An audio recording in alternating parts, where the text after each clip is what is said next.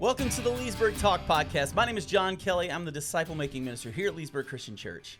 And my name is John Welch, and I'm the lead minister here at Leesburg Christian Church. And he is probably the best-looking man in this room right now, because I'm the other man in the room. But John, we had a fun weekend this past weekend. Yeah, it was good. Got to hear some great stories about the mission trip that went out last week. Yeah. Really cool to see Sammy Harris so excited. Oh, yeah. When he came back from that and telling stories. They had a great week at Big Creek. I mean, that's such a fantastic mission, and a good crew that went down apparently, and they had a good time. And we learned that there's a new way to pronounce weed eating. Yeah. So my oldest and a couple others spent quite a bit of time behind a weed eater, and they came back, and first night they were asked, what did you do today? And she said, well, her first response was, well, I did that thing, which is hilarious. And if you're watching the video, you're seeing what he's talking about. But if you're listening, John literally did the pull the ripcord motion. Right, yeah. So that happened. And then she said, I weed ate all day. And so I weed ated. And so that became the whole thing for the week. So everybody weed ate the whole day. They all weed ated all week. Okay. That's hilarious. Yeah, that's good. Absolutely hilarious. I'm proud of those kids, though. They did a really good job. And in fact, this afternoon, they're going around, a handful of them are going around and weed eating for several of our older folks. So I'll bet as a father who has to do yard work, you were real excited to hear your daughter likes to weed eat now. Yeah, she won't do it for me. Well, let's get into the message from this past week. Give us a little bit about what you were talking about, and we'll just go from there. So, we're walking through the Gospel of John, but there are times throughout Scriptures where you have to kind of pause and kind of look at what's before you. And if you're reading in a Bible, you'll see that there's a note in here in brackets in every English translation that says the earliest manuscripts do not include chapter 7, verse 53 through chapter 8, verse 11. And then in double brackets, you'll have 753 through 811. Mm-hmm. Now, sometimes we can just read it and not really pay attention to that note. But because our number one value is biblical authority, we want to stand confidently underneath its authority. We want to be able to give account as to why we believe it's trustworthy and true. Because of that, I felt it important to deal with that textual issue. It's funny. I read that. I thought 2 weeks ago, John 8, the adulterous woman, has got to be a softball sermon. Grace and truth, forgiveness, and then I started studying, and I went into a rabbit hole into this textual criticism. Can I let people know, that I guess it was last Wednesday, you came into my office, and you geeked out.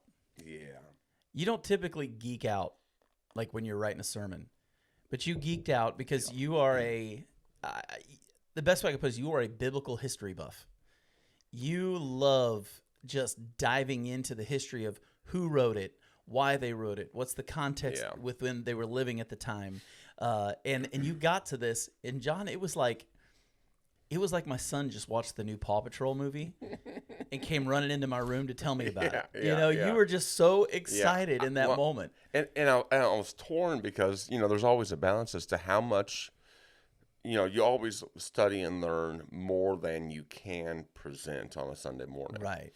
And so I struggled with how much, because I know as you get into the textual criticism world, it can tend to be boring for some years. It can seem like a college class or lecture type thing. So I didn't want to really go there, but I felt it necessary to deal with it. And the more I studied last week and read and studied and read, and really I wanted to deal with the earliest manuscripts don't include this. So why is it here? Right. And if the earliest manuscripts don't include it, well, what does that mean? Does that mean that John didn't write it and it's been put in by somebody else? Does that mean that it's been altered? And if that's been altered, then what else has been altered? So basically, what we're saying right now is people buckle in. I'm telling you, buckle in, because right now, John Welch is gonna show us what a geeked out John Welch gets like when he talks about this stuff. Because this is something you can't do on a sermon, but in a podcast, we can dive into this stuff. So why don't you go ahead and kind of share with everybody what you were sharing with me last week, and kind of dive into that a little bit. 'Cause this was fun. So what is this text? That becomes the question. If you look at the previous verses in chapter 7, we see Jesus is at the Feast of Tabernacles, or the Feast of Booths. And then in chapter 8, verse 12, he's still there. This, in the textual world, we call it a pericope. This pericope seems out of place. In fact, I think it is out of place. I don't think this is a chronological thing. I think it's put in here to disturb the event at the Festival of Booths. So did John put it in? And if not John, then why is it there? Those become the questions. Man, where do you go? So the earliest Greek manuscripts that we have come from Egypt. Right. Egypt has a climate that enables documents to survive longer because they don't have the humidity that other places do. And so we often look at the earliest and, the earliest and best manuscripts. Well, what's the best manuscript? Do you judge best by the quality of paper that it's on? Or do you judge best by the region in which it comes from? Like, what is best? The criteria there changes based on what you're looking at. And so all that to say, while this is in the earliest manuscripts, it is in a multitude of manuscripts. In fact, the majority of manuscripts. So then the question then became for me, if it's in the majority of manuscripts, but not in the earliest manuscripts, why is it not in the earliest manuscripts? So then we start looking at this axiom that's available and that's practiced in textual criticism is manuscripts are to be weighed and not merely counted. So while the majority of manuscripts include this text, we've got to weigh it, and you weigh it based on origin and family tree as the copies and copies of copies and copies of copies of copies are made. You can kind of start to categorize by different families because you see the variants and the variant types. And so you can kind of put into groups and regions where these manuscripts came from. Boy, I know, sorry. So. No, this is great. This is great. So when you recreate all of that, and you look at the earliest manuscripts, we realize that, especially in Egypt, which prompted the Alexandrian text type, which means nothing to most people. But what we see is this. We see that the majority of those manuscripts that we have are, or a large portion of those manuscripts are created for lexicon use. And we dealt with this a little bit in the sermon Sunday.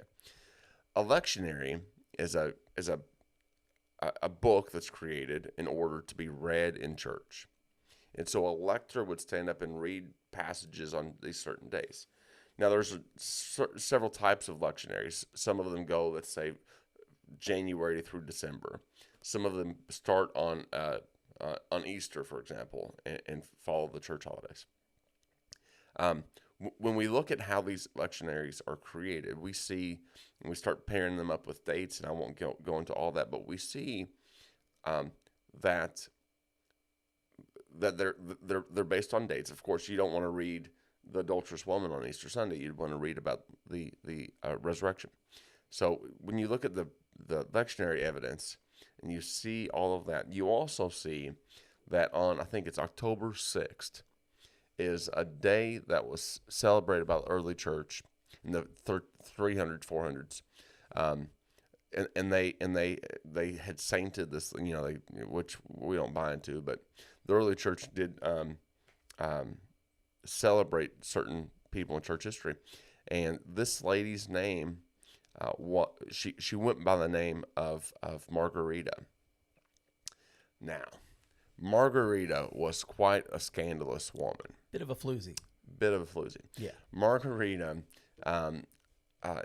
they write about Margarita walking. The legend has it, or the church history has it, that she's walking through or riding through town on a donkey, I believe, or maybe a young colt, and she's got her entourage around her, and she's dressed out, decked out in gold and pearls, and just looking very, Mischievous. Yeah, mischievous, yeah, or mischievous. I like that one. That was anyway.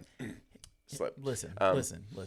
I can't get everything perfect, John. I mean, most of the time I am perfect. I get it. So Margarita's going down the road with her entourage, and there's a group of fathers or priests or church clergy standing there, and they all kind of hide their eyes, and one of them admitted to the others that boy, she looked good. And of course, they scolded him, and they said, and this one priest said, "Men, we should take as much care to guard. We should guard our souls." Or he lamented and criticized them all, himself included, for treating his soul the way she treats her body. Oh, right? Wow! Yeah, pretty. Well, she heard it. She caught wind of it. The next Sunday, she comes to his church, and she hears this sermon about. She also came incognito, didn't she? She came incognito. Didn't want to be noticed or didn't want to be noticed. Attention to. She's sitting in the message, and she hears this message about heaven and hell and salvation through Christ Jesus. And so after the service, she had two of her slaves follow him to where he lived. And then she sent a note to him on a wax parchment requesting to be baptized into the Lord. And he said he'd meet with her, but only if other people were present. And, this correspondence went back and forth. And she said, "Listen, if you don't baptize me, then my future, as I return back to my work, my future will be on your shoulders." And so he brought her in and baptized her, and she renounced her former life. And she actually went to the Mount of Olives, from what I understand, and she erected a home there, a place to live there, and she lived as a hermit for the next 5 years. Now, here's the fun part: she starved herself. She dressed like a man, so she went by her birth name at that point. She dressed like a man, so everyone thought she was a man, and they all thought she was a recluse, like a hermit. She lived like that for several years, and she withdrew from all worldly pleasures, including eating. So eventually, everyone around, they would try to provide for her, thinking she was a he, and all that. And then eventually, she starved to death and she died. And only then did they find out that she was a woman. And of course, they try to hide that and all this stuff. But the big point is, eventually, she was celebrated in the church calendar, and they wanted to read this passage on her celebration day as they remembered her. And so, because this passage goes along quite well with what her former life was, and so that's why, a long story short, I'm not sure if that's a long story short, but that's why that happened. It's a long story long, but it's okay. Yeah. It's a good story. Yeah, so Margarita was I wish I could remember her name. Pergula, something like that. Yeah, is what she's known through most of history. That's just such a wild story. Yeah. And so the reason why this is placed in the book of John where it is was because of that lectionary, is what you're saying. Well, or that seems to be a reason why. So one of the reasons why it was skipped in some of the lectionaries was in order to celebrate this passage on her feast day. Ah, gotcha. Okay. Now, I think, and granted, this is a minority opinion, but I think that John put this text here because this highlights the themes that he's developing. In chapter 7, verse 40, somewhere there in 40, Jesus had said, I judge no one, right? Right. Judge with right judgment. And later on, he'll say, later on in chapter 8, he'll say, I judge no one, but you judge by outward appearances and all this stuff. And so there's this theme of judgment that's happening there. There's also the theme of Jesus just said, "Come to me, all you thirst," everyone who thirsts. And we have this woman then brought to him in the extension of forgiveness and grace, fulfillment. And so several themes are displayed in this passage. So I think John put it there. I think it's a historical account. Even if John didn't place it here, all scholars conclude that it is a historical event, and it carries all the hallmarks of an actual encounter with Jesus. Yeah. So this doesn't come off as something that was just thrown in there as a story. It was something that was truthful and actually happened. Yeah. Interesting. Now, there's another theory that says the early church fathers, for the first couple hundred years, they didn't acknowledge the story, and they don't. Constantine. I don't think Constantine deals with it. Several of our early church fathers don't deal with this account in their commentaries, and the question there becomes why. And there is a speculation that the early church fathers didn't deal with this because they didn't want to be seen as condoning adultery. Yeah. They didn't want to give their wives permission. You know what I mean? Yeah. So they kind of avoided this type of a text.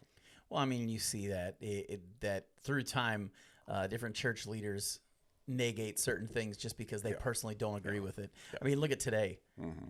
I mean, we've got churches that are let's just say they're not teaching things that need to be taught. Well, they're not churches. Yes. But anyway. But they claim to be. But they claim to be. So churches. Church. So let's talk about grace and truth for a second. Yeah. Jesus' words are the one where neither do I condemn you. Go from now on, sin no more. Mm-hmm. I think it's interesting. Jesus, in every moment where he heals somebody, he always ends it with sin no more. It's not one of those things. Very often, yeah. Yeah, it's not one of those things of, hey, congratulations, I'm glad I could help, and then he walks on. Mm-hmm. There's always that thing of, okay, you've seen the goodness of God, you've tasted the goodness of God, now go live out the goodness of God. Yeah. And it seems like that's the truth part of the grace, I guess. Mm-hmm. That the grace is, I'm going to give you this gift. Now, I want you to go out and live the way you're intended to live. Yeah. Is that safe to say? Yeah. I mean, grace is only biblical grace when it's paired with truth. Yeah. I mean, part of the truth is the fact that I need that grace, right? Just the fact that I need it. Jesus, his concern is never the ability to walk or the ability to quit bleeding, or like those things are always secondary and byproducts because you're going to die. Right. Like we all degenerate. I hope that's not hurting anybody's feelings or anything, but that is a reality of life. We're all going one direction. We're all dying at some point. And so his larger emphasis is eternity. He found this woman who was clearly guilty. She was caught in her sin. Now, why is she being brought to Jesus? I think there's a lot of sin surrounding that. In the first century world, there is little to no evidence that stoning was practiced. The Roman officials had removed the authority of the Jewish people, and Sanhedrin specifically, to enforce the death penalty. We see that with Jesus himself. They can't kill Jesus, so they need to get the Roman government to do that. And so bringing this matter to Jesus is a setup, right? They didn't practice this, and the fact that the man wasn't accompanied with her shows that they weren't being impartial with their condemnation. Well, in all honesty, first century Jewish culture didn't have high opinions of women anyways. Listen, I mean, 21st century Middle Eastern culture still doesn't. Yeah, that's just part of that part of the world. There's never been a real high esteem for women. Yeah, I was reading last week. I was studying this, and then I started diving into some other resources, and I found, I mean, in our lifetime, in 2009, there was a young lady in Saudi Arabia who, now it's not a Jewish culture, it's Muslim culture now, but that part of the world. A young woman who was riding in a car with someone who's not her family member, a man who's not her family. Mm-hmm. And this man took her, and he and 7 other young men raped this girl twice each, right? She was raped 14 times. The boys were all sentenced to some type of punishment, 2 years in jail or 10 months in jail, something like that. Right. Something very small. She was given 200 lashes for riding in a car with a person who's not a male who's not her family member. How in the world? We see a parallel to this account in Romans and in John 8. In the 70s or 80s, I can't remember which, there was a princess in the royal family in Saudi Arabia who was caught in the act of an affair, and she was stoned. It almost became an international crisis. Mm-hmm. As I read about it, I wasn't born, so even I wasn't born in 1970. But yeah, it became a national crisis, and so the first person to throw a stone at her was her grandfather, because he was the accuser of it. Yeah. And so, I mean, even today in parts of the world, but so you have that extreme, but also here in America, we have a similar type of thing where if you have a promiscuous woman, well, there are certain words that are often used to be derogatory toward her. Mm-hmm.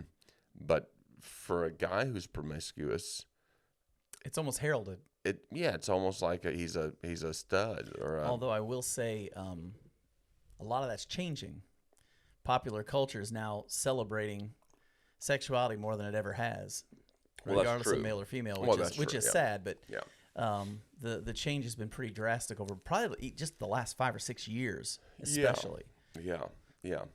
So, but that was also one of the things that was so amazing about Christ, was the fact that he didn't see women the way everybody else did. People talk about Christianity like oppressing women, but the reality is when you look at the life of Jesus, he held women in esteem, and he actually had them involved in what he was doing. Yeah. And who discovered that his tomb was empty? Yeah, women. It wasn't men. The first heralds of the gospel were women. Yeah. Yeah. So, I mean, there's a lot to be said there. Jesus definitely did not in Christianity throughout history has been the most freedom giving, lifting up of peoples. Yeah. You know what I mean? Yeah. And I mean, people will criticize Christianity and say they're anti-women, but that's not the case. I mean, here at Leesburg. Here at Leesburg, at least it's not Cheeseburg. Well, it could be. It's not lunchtime yet. Here at Leesburg, this is a question that came up this past week to me personally was, what's our view on women? And my tongue-in-cheek response was, we like them. Absolutely. But I let's kind of go in there a little bit maybe. There are 2 views of men and women roles. One view is called egalitarianism. Egalitarianism says that men and women are equal, in that there are no roles or positions that are gender specific. Anything you can do, I can do. Right. Type thing. So in function, not only in quality, but also in function, men and women are equal when it comes to egalitarianism. The second view there is what's called complementarianism. Complementarianism teaches that men and women are equal in quality in creation. Like you're equal, and like no one's better than the other. No one's worth more than the other. Yeah, no one's more valuable than the other. But complementarianism says that we are created with roles, that complement one another. And so there are gender-specific roles for women and gender-specific roles for men. Neither are meant to hold down or oppress one or the other, right? But they're for mutual good. Here at Leesburg, we fall into the complementarianism camp. We think that we value women. We have women in leadership positions throughout the ministry, with the exception of the preaching pastor and elders. We believe that those are gender-specific roles in the Bible. And those roles not only in the church, but also there are gender-specific roles within the house. Now, that doesn't mean like, well, a man works outside and a woman does laundry. That's not what we're talking about. But in our relationship with a husband and a wife, there are gender-specific roles there. There's a wonderful resource. If you're listening and you're interested more into that, there's a wonderful resource put out by renew.org. It's called Male and Female. It's a fantastic book. Renew.org, Male and Female by Renee something. She does a fantastic job dealing with both of those views and which one's right. And it's funny because I think a lot of people, they hear gender roles and they think it's oppression. Yeah. But reality is we need to celebrate these roles because they're vital. They're vital roles. Neither one being more important than the other. Yeah, that's and right. so it's so important that we don't push those down and hold those back, but actually celebrate those roles. That's right. So we go through this. We talked about grace, taking sin seriously, but then you made a challenge at the end. You said, let's be a community of people, a church that takes sin seriously and takes grace seriously, balanced grace and truth. So often we overemphasize grace. I think that's prevalent in our society today. Right. Well, God will forgive me. God will forgive me. And we kind of bank on this grace to the point where we don't take sin seriously in our lives. And so, Paul even talks about that. Jesus says to this woman, yeah, you're a sinner, and I'm not going to condemn you, but go and sin no more. There's a challenge there. And I just think, man, our relationships would be so much different. Our world would be so much different if we took seriously not only the sin, but also the grace. Mm-hmm. Understand that we cheapen grace by just banking on it without realizing its cost. Grace is a gift to me. Shall we go on sinning so that grace may abound? By no means. By no means. I mean, it's that simple. I mean, Paul, in Romans 6 is what you're quoting there. Yeah. He says, by no means, or don't you know? Shall we continue to sin so that grace may increase? By no means. Don't you know that you've died to sin? Yep. And he says, if you've died to sin, how can you continue to live in it? I mean, do I put sin to death in my life? Do I take it seriously enough to cast it off and say, okay, yeah, I know I've got these tendencies, I've got these desires, but I'm not going to go there. But so often we'll take our sinfulness and it's like, okay, well, I'll just put it in my top drawer and I'll kind of shut it. You know what I mean? And I'll kind of hide it there and, right. And then it'll be there when I want it, but God will forgive me. Well, if I mask it, I'll be okay. Right. When I was a youth minister years ago, I was at an Ichthus conference, or Ichthus Festival is a concert festival for those who don't know that was going on for years, got canceled, and came back, and it's not really been much what it was. But at the time, there was this new band that was playing on one of the side stages. It was this little-known band. They just had their first album come out. It was a band called Skillet. Now, nowadays, everybody knows who they are. Yeah. But back then, nobody knew who they were. So I go and watch this band play. And at the time, they were a grunge band, like a 90s grunge band, like Nirvana style, that kind of thing. And John Cooper, the lead singer, was also the bass player, which was wild to me, the stuff he was playing and still singing at the same time. To this day, I don't understand how he does it. But what caught me was he gets up to talk, and he goes, I want to say something, and I'm probably going to make people angry. And immediately, I'm like, okay, let's hear it. This is going to be good. But he goes, I'm so tired of hearing Christian musicians get on stage and say, I'm a sinner. He said, you may sin, but if you call yourself a sinner, then you're not a child of God. Yeah. And I was like, whoa. I mean, it was such a radical concept and statement from the stage. But then he goes on and he says, folks, we're supposed to die to sin. Yeah. Sin should not be what labels us. He said, we need to get away from the label of sinner because that's not who we are when we're made perfect in Christ. That's right. And I remember this was 1997. Mm-hmm. Okay, we're talking, was that 24 years ago? Yeah. Something like that? Is it more than that? I don't know. It was a long time ago. Yep. It was like almost Long 30 time. years ago. That's like, holy cow, John, that's a long time ago. That's 20 whatever years ago. Yeah. Yeah. But when he said that, I just remember thinking to myself, wow. Yeah. What a concept. Yeah. Like, and I was in Bible college at the time, you know, and I remember thinking to myself, I've known this, but yet when people ask me what I am, well, I'm just a sinner like everybody else. Yeah. No, I'm not. Yeah. Because if I do that, then I'm okaying my sin. Yeah. And we can't be okay with sin. Sin should hurt us when we sin. We should have trouble sleeping at night when we sin because we know in that moment we've hurt God. Yeah. And I just, to this day, that statement from the stage really impressed me. Yeah. You know, this section includes one of the verses that's often used in order to excuse sin. And it's Jesus stood up and said, "Let him who is without sin among you be the first to throw a stone at her." And so we said, well, you know, I have got sin in my life. I can't condemn that. What are you talking? That's not what Jesus isn't saying you've got to be perfect in order to throw a stone. Now, he's not endorsing throwing a stone. The point is, we use that to excuse our sinfulness and say, well, I can't say anything because I'm just a sinner. Well, stop it. Stop being, you know what I mean? Yeah. Like, we'll all mess up. Fine.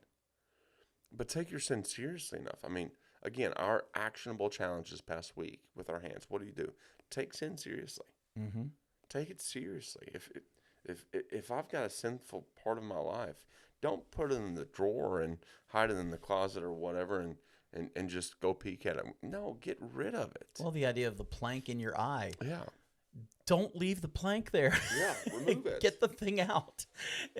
He wasn't saying don't look down upon sin. He was saying stop doing it. Yeah, stop doing it.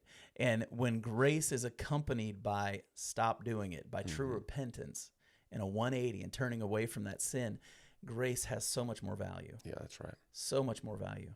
Well, John, this was good, man. Yeah, good stuff. This was great stuff. Letting people know this whole month we are talking about the 7 deadly sins on our Leesburg Daily podcast. We're talking about lust this week. Nice. And we're on day 3 of it as we're recording this. But it's been pretty fun doing. Fun. You know, last week was pride. This week's lust. I'm not sure which one I'm going to do next week.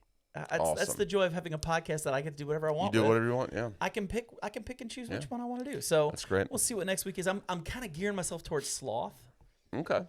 Part of that's because that's a really good one for today, but also because my wife loves sloths, and I kind of figure I can like pick on my wife a little bit, maybe a couple of these devotions. Hey, can I tell you all, listeners, this month is going to be a busy month. We've got a really cool thing happening on the 29th. We've got a marriage day coming up. So we've got the church picnic on the 23rd. 29th is going to be a marriage day. And I highly encourage you to come out and join us that marriage day from 10 to 2, I think. Lunch provided. Come out and, Satan wants to attack our families. It's a systematic tear down of the individual, of the family, of the culture and society. And so we've got to take seriously our marriages. Not only for our benefit and for our good, but for the future of our kids and our grandkids and our grandkids' kids. So come out and join us on that day. It'll be a really neat marriage booster. Yeah, and we'll go ahead and say it early. In November, we've got another marriage event coming up, which is going to be great. We've got David Kibler. Sir David Kibler. Author of the book 8 Things I Wish I Knew Before I Said I Do. Fantastic. I was going to see if you remember the name of the book. That's good, man. Yeah. That's really good. It's a great book, and we're glad to have Dave come in and teach us on that. Also, we do have the picnic coming up on the 23rd. Picnic, VBS, all kinds of fun stuff. Leesburg's got it going on right now. Got it going on. And I also want to make a couple other plugs for this fall. We've got Trail Life and American Heritage Girls starting up. And if you're a parent and you want a way to learn how to disciple your children and use the outdoors as a way to do that, they're great programs. So definitely come check that out. And then also, we've got community groups starting up in the fall. Yeah. And we talked a little bit about those last week, so I'm not going to spend a whole lot of time on it, but they're small groups that meet in the home, eating a meal together, bringing the whole family together with other families, and really doing life as a community. Yep. So we're excited about all the things that are coming up. And so for myself and for John, we want to thank you guys for tuning in to the Leesburg Talk podcast, and we'll catch you on the next one.